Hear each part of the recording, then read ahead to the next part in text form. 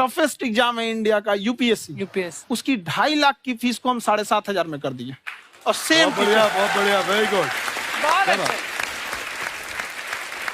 और इंडिया के सबसे बेस्ट टीचर के साथ जो भी हैं वो अपने सब्जेक्ट में उससे बेस्ट इंडिया में कोई नहीं। और इतना के बावजूद ऐसे हम लोग को लगता होगा 7,500 बहुत कम है।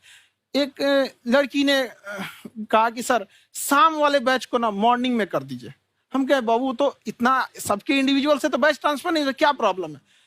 उसने कहा ना शाम में हमको दूसरे के यहाँ बर्तन मांजने जाना होता है। तो हम लोग को लगता है कि जितना ये तकलीफ है इससे कई गुना ज्यादा है। और कई बार तो ऐसा लगता है कि वो भी ना ले। एक लड़का बेचारा नदी से बालू निकालता था और वो बालू को भरता था, फिर नाव बालू को किनारे लेके बेचती थी और वो बालू भरता था, उससे मेरी फीस ले आया। हमारा हाथ कांप गया, हम कैसे फीस ले लेंगे यहाँ पर। बहुत बढ़िया। उसी दिन हमने ये प्रण लिया था कि भारत का कोई भी बच्चा उसके सफलता में पैसा उसकी बाधा नहीं बनेगी, चाहे उसको जितना भी पढ़ना रहे। यहाँ पर क्या बात। और अर्चना जी मैं इनके बारे में एक बात, खान सर आपके बारे में मैं एक बात कहना चाहता हूँ। इनका जो स्टार्टअप है ये बूटस्ट्रैप्ड है। अच्छा, मैं साधारण भाषा में बता देता हूँ, ये सेल्फ फंडेड है। इन्होंने अभी तक किसी और से पैसा नहीं लिया है। ये इन्वेस्टर के पैसे से नहीं, इन्होंने खुद इसको बिल्ड किया है। और बल्कि इतना स्ट्रॉन्ग स्टार्टअप है ये कि मैं कहूंगा कि अगर इन्वेस्टर्स को इन्वेस्ट करना हो तो मैं इंडोर्स करता हूँ ऐसे स्टार्टअप्स को। यही सब चीजों को देखते हुए कई लोगों ने धमकी भी दिया था वहां पर। अच्छा। और उसके बाद बम चला दिए और 7-8 बम चला दिए और कुछ ब्लास्ट हुआ। एक बेचारा नया लड़का आया था एडमिशन लेने के लिए, उसकी स्कूटी उड़ा दिया। वो आया था कहा कि सर हम तो पढ़ने आए थे, हमारा स्कूटी उड़ गया। हमारी ऑफिस उड़ा दिया सब। एक तो पास में आके गिरा और नहीं फटा वो।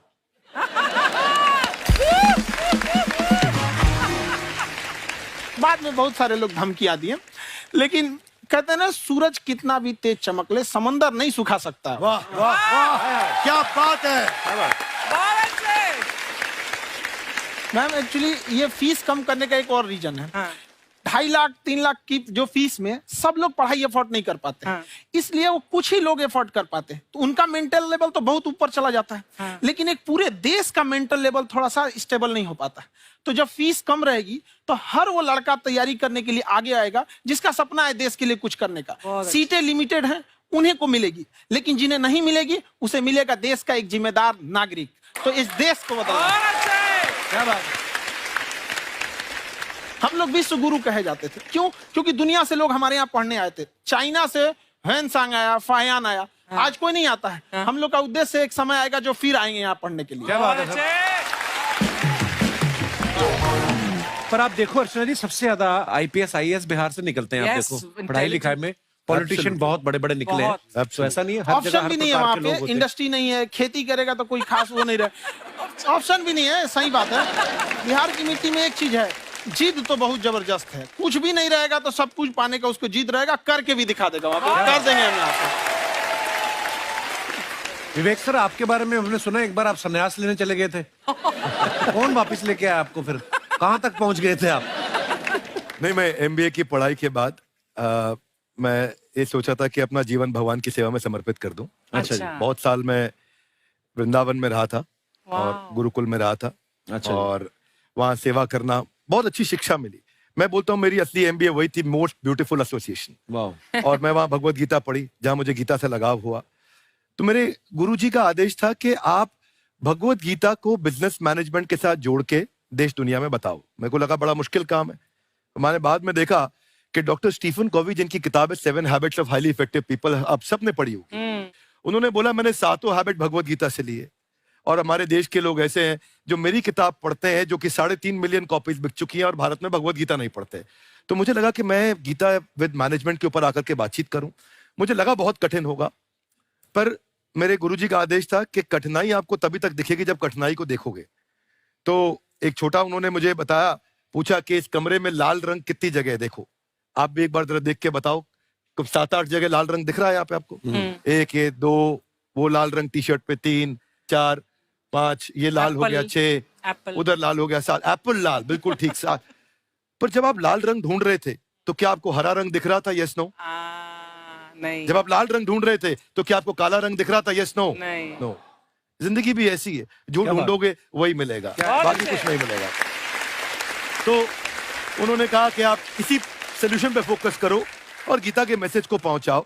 तो मैं बिजनेस मैनेजमेंट के प्रोग्राम्स कॉर्पोरेट्स में करने शुरू किए, क्योंकि गीता पहला मोटिवेशनल सेमिनार जो पृथ्वी के इतिहास में कपिल जी हुआ, वो कृष्ण ने दिया था।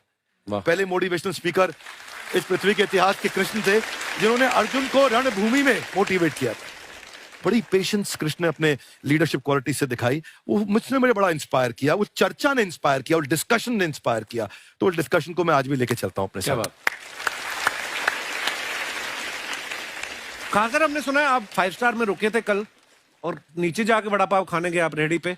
एक्चुअली क्या है ना कि वहां जो चीजें सीखने को मिलती है ना, खाली पेट और खाली जेब इंसान को जो सिखाते हैं वो किसी यूनिवर्सिटी कॉलेज में नहीं सिखाया जाता। और गरीबी बड़ा बेशरम चीज होती है। तो कहते हैं कि मौत भी तू जल्दी आया कर गरीब के घर में, कफन का पैसा भी खर्च होता है दवाइयां खरीदते खरीदते। हाय हाय हाय, क्या बात है। और खान सर की खासियत ये है कि जिसको तो पढ़ना है, जिसको एजुकेशन चाहिए, वो तो इनका वीडियो देखते हैं, लेकिन वैसे भी कई लोग, जैसे अर्चना जी बात करी थी, कहती मैंने जब देखना शुरू किया तो मैंने बैक टू बैक इतने सारे वीडियोस देखे, क्योंकि आपका जो तरीका जो बोलने में, एक तो इनकी जो टोन है पढ़ाने में, और साथ साथ में जो ह्यूमर आता रहता है, तो उसकी वजह से और भी इंटरेस्टिंग हो जाते हैं आपके वीडियो। शुरुआत में हम लोग जब स्टूडेंट लाइफ में थे, या हम कई स्टूडेंट को भी देखते हैं, वो बेचारे जब थक जाते हैं तो आपका शो देखने लगते हैं।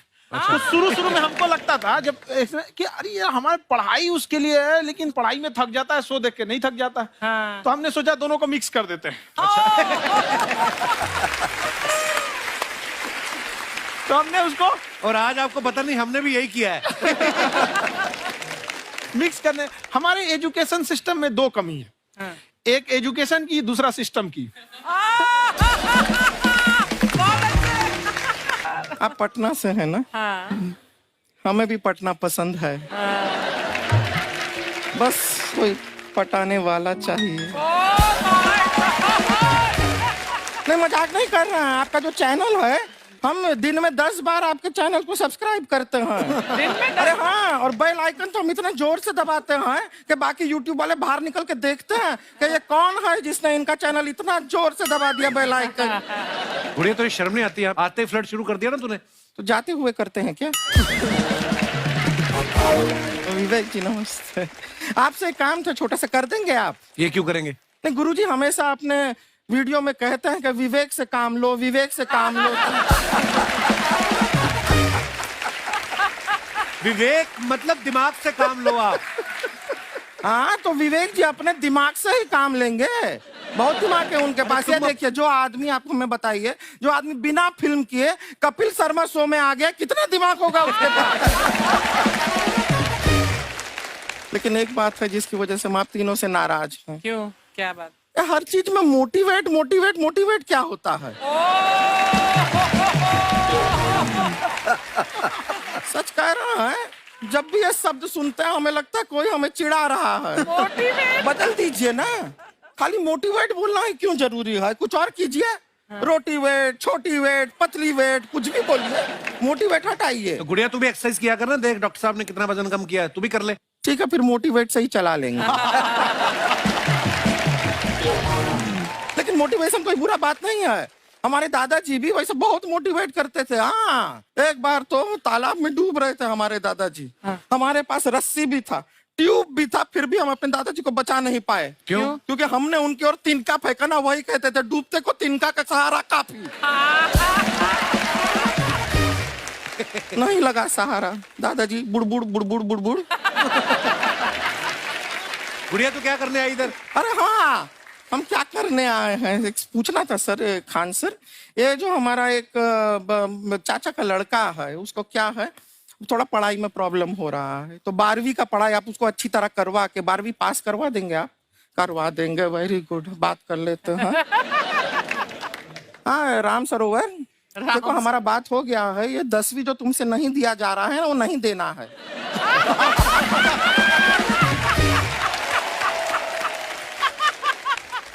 टेंशन नहीं है, 10वीं का खान सर से बात हुआ, ये सीधा 12वीं पढ़ा के पास कर देंगे। अरे ऐसे नहीं होता, पहले 10वीं पास करनी पड़ेगी, फिर 12वीं होगी ना।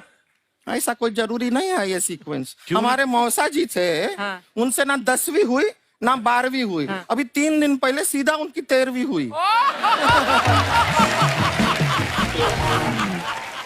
एक्चुअली क्या है, पढ़ाई लिखाई का हमको बहुत ज्यादा नॉलेज है नहीं, गांव में पढ़े हैं ना सर। स्कूल कहाँ होते थे अर्चना जी, गांव में स्कूल नहीं था, पेड़ के नीचे पढ़ते थे हम। यहाँ तक कि हमारे पास ब्लैक बोर्ड भी नहीं था, हमारे मोहल्ले की जो भैंसिया थी उसको खड़ा करके टीचर उसके ऊपर लिख के पढ़ाती थी। मजाक नहीं कर रहे हैं। और आप तो समझ रहे हैं, अभी ब्लैक बोर्ड की एक अटैच डस्टर था ब्लैक बोर्ड का, समझ रहे हैं ऐसा, वो पीछे से आता था, लिखा हुआ मिटाता था और चला जाता था। ये तो कुछ भी नहीं है। एक बार क्या हुआ, हमारा स्कूल शुरू हुआ, शुरू होते ही 2 महीने के लिए छुट्टियां हो गई। क्यों? ब्लैक बोर्ड ने बछड़ा दिया था ना। तो वैसे आप लोग ना इतने ज्ञानी हैं, सब कुछ जानते हैं। आपसे एक टेक्निकल सवाल पूछे। एक बार ना 4 दोस्त थे, 4 दोस्त, साम दाम दंड भेद। वो डिसाइड करते हैं कि चलो एक गेम खेलते हैं, तो टीम्स बनाते हैं। तो साम दाम ने एक टीम बनाया। इस पे भेद को बहुत गुस्सा आया, पता है क्यों? क्यों? क्योंकि भेद को दंड मिलाना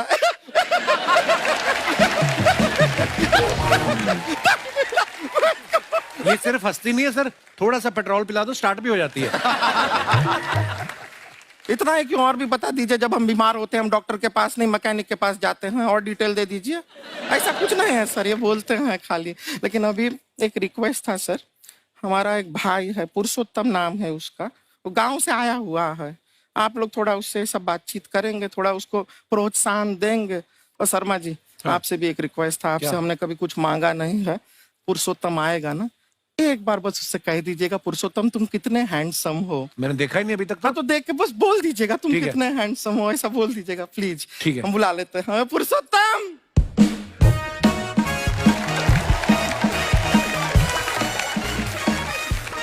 ये पुरुषोत्तम है। वाह, तेरा भाई बड़ा हैंडसम है। है तो हमारे खानदान में सब हैंडसम है, ज्यादा चापलूसी करने का जरूरत नहीं है।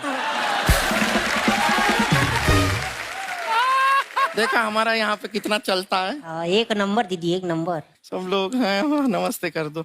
ये बड़ा अच्छा लड़का है, गांव में ना भैंस चराता है, इसको थोड़ा मोटिवेट कीजिए ना। नहीं तो मतलब भैंस चराता है तो मोटिवेट करके क्या होगा, शेर चराएगा बाद में। अरे शेर चराएगा तो शेर इसको चर नहीं जाएगा।